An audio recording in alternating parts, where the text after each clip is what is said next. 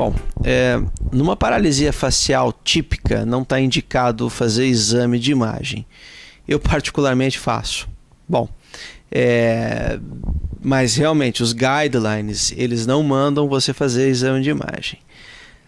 Eu tendo a fazer porque já tive experiências nas quais eu me deparei com casos que eu acreditava que era uma paralisia facial típica e tratava-se, por exemplo, de um tumor ou de um outro tipo de lesão. Bom, enfim, do ponto de vista de orientações técnicas não existe. Porém, se o paciente apresenta sintomas outros, né, que possam indicar outras doenças, você tem que lançar a mão de uma série de exames. Dentre esses exames, provas infecciosas, desde VDRL para sífilis, dosagem para você ver se o indivíduo é portador do vírus do HIV, vitamina B12, vitamina D, em pacientes que viajaram ou voltaram dos Estados Unidos, sorologia para doença de Lyme, né, que é causada por uma borrélia, exames de imagem caso o paciente ele tenha uma sintomatologia atípica, né, por exemplo, paralisias bilaterais, eventualmente dosagens de alguns anticorpos, por exemplo, quando o paciente tem um quadro que possa sugerir a granulomatose de Wegener, você dosar o C-ANCA. Bom, existem casos de sarcoidose que podem gerar paralisia facial periférica, e quando você pegar um indivíduo com uma paralisia facial periférica bilateral, você com certeza vai ter que procurar alguma coisa. Não é comum uma paralisia facial periférica bilateral sem uma lesão subjacente.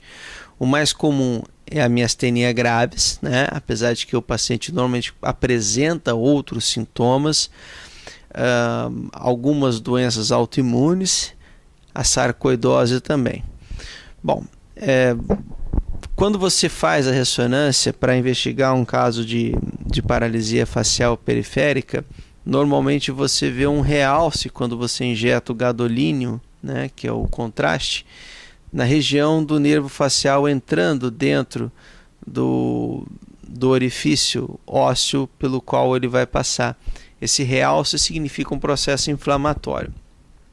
E em decorrência desse processo inflamatório que existe um racional em se utilizar o corticoide.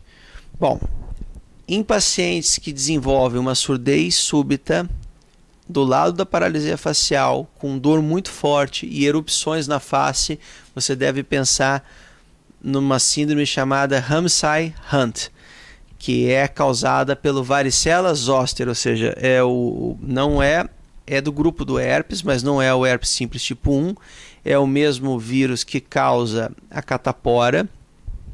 E daí nesses casos o quadro é muito mais sério, é muito mais grave, a chance de ficar sequela é muito maior. Então é uma surdez súbita, uma perda de audição com uma dor muito intensa e erupções na região, né, normalmente do nervo intermédio, né, que é um ramo do nervo facial que dá uma inervação facial perto da orelha.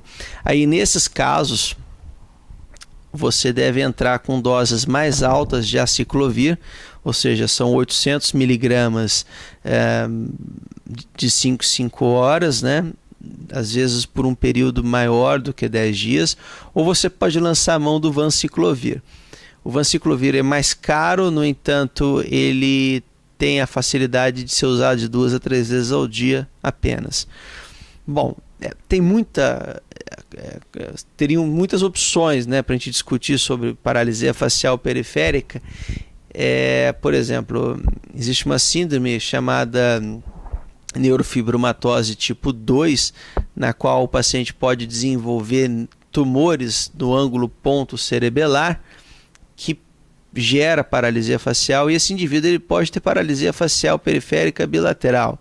Por exemplo, um tumor de glômus jugular também pode gerar isso aí. Então tem uma série de outras lesões que podem gerar paralisia facial periférica, e muitas vezes elas podem nos enganar.